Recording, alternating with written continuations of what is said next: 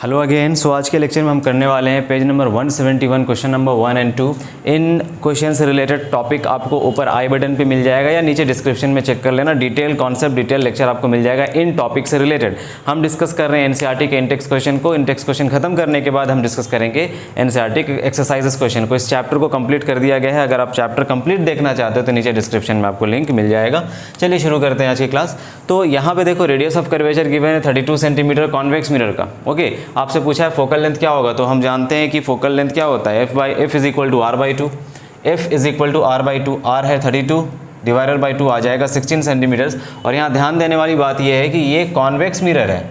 This is a convex mirror. Convex mirror में focal length या focus या focal length बोलो, कॉन्वेक्स मिरर का फोकल लेंथ होता है पॉजिटिव और कॉन्केव का फोकल लेंथ होता है नेगेटिव। यहाँ देखो फोकल लेंथ पॉजिटिव आया है, कॉन्वेक्स था पॉजिटिव आना था।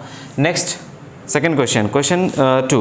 A concave mirror produces 3 times magnified enlarged real image of object at 10 cm in front of it. Where is the image located? देखो क्वेश्चन पढ़ करके भी तुम समझ सकते हो ऑब्जेक्ट कहाँ पे, ऑब्जेक्ट और इमेज कहाँ पे रखा है। अगर आपको रे डायग्राम कंप्लीट अच्छी तरह से पता है, आपको टेबल याद है वो रे डायग्राम का, तो आप बता सकते हो position of object and position of image. बस ये क्वेश्चन पढ़कर ही क्वेश्चन में बोला जा रहा है कि ये जो इमेज बन रहा है ये 3 टाइम्स मैग्नीफाइड इमेज बन रहा है। मैग्नीफाइड के साथ साथ रियल और इन्वर्टेड इमेज बनता है। तो कॉन्केव मिरर मैग्नीफाइड के साथ साथ रियल और इन्वर्टेड इमेज कब बना पाता है? देखो ये कॉन्केव मिरर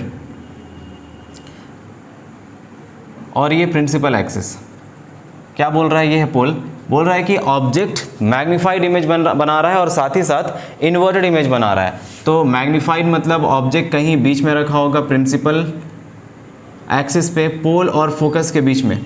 जब हम ऑब्जेक्ट को पोल और फोकस के बीच में रखते हैं, तो इमेज का फॉर्मेशन कुछ इस तरह से होता है। देखिएगा,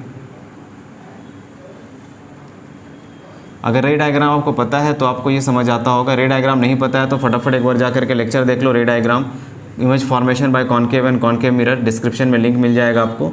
तो यहाँ पे देखो इमेज इससे बड़ा बनता है, मेरा इमेज थोड़ा छोटा बन रहा है, इससे बड़ा इमेज बनेगा। ठीक है, कैलकुलेशन और आपका स्केल और मेजरमेंट सही रहेगा तो इमेज इससे बड़ा बनेगा।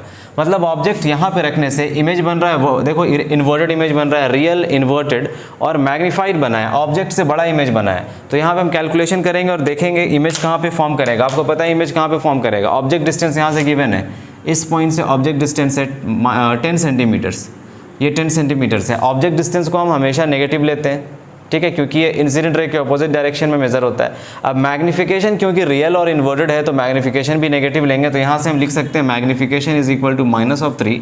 यहाँ से directly -v/u is equal to -3। Minus यहाँ से कैंसिल कर दो। v का वैल्यू हमें फाइंड करना है, u का वैल्यू हमें गिवन है -10 इज इक्वल टू 3। तो v का वैल्यू आ जाएगा -3 × 10 इज -30 सेंटीमीटर्स। अब यहाँ नेगेटिव साइन का ये मतलब है कि इमेज मिरर के फ्रंट में बना है, मिरर के सामने बन रहा है इमेज। और कैसा बन रहा है? इन्वर्टेड। और कैसा है? एनलार्ज। तो image is formed at a distance of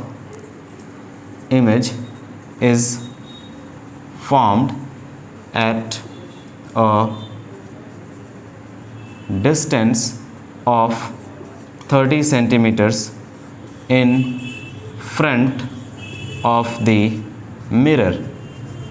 in front of the mirror. यहाँ पे क्योंकि हम सिर्फ क्वेश्चंस ही डिस्कस कर रहे हैं, कॉन्सेप्ट यहाँ पे डिस्कस नहीं कर रहे हैं, तो इसका डिटेल्ड कॉन्सेप्ट आपको मिल जाएगा डिस्क्रिप्शन में या ऊपर आई बटन पे। डिटेल कॉन्सेप्ट जहाँ पे मैंने सिखाया है किस तरह ऑब्जेक्ट को कहाँ पे रखते हैं और इमेज का फॉर्मेशन कहाँ होता है, और ये कॉन्केव मिरर किस तरह का इमेज बना सकता है, कॉन्वेक्स मिरर किस तरह का इमेज बना सकता है। उसमें हमने पूरा का पूरा साइन कन्वेंशन के साथ मैग्निफिकेशन वगैरह सब कुछ अलग अलग टॉपिक डिस्कस किया है बहुत ही डिटेल में, बेसिक से लेकर के एडवांस लेवल तक।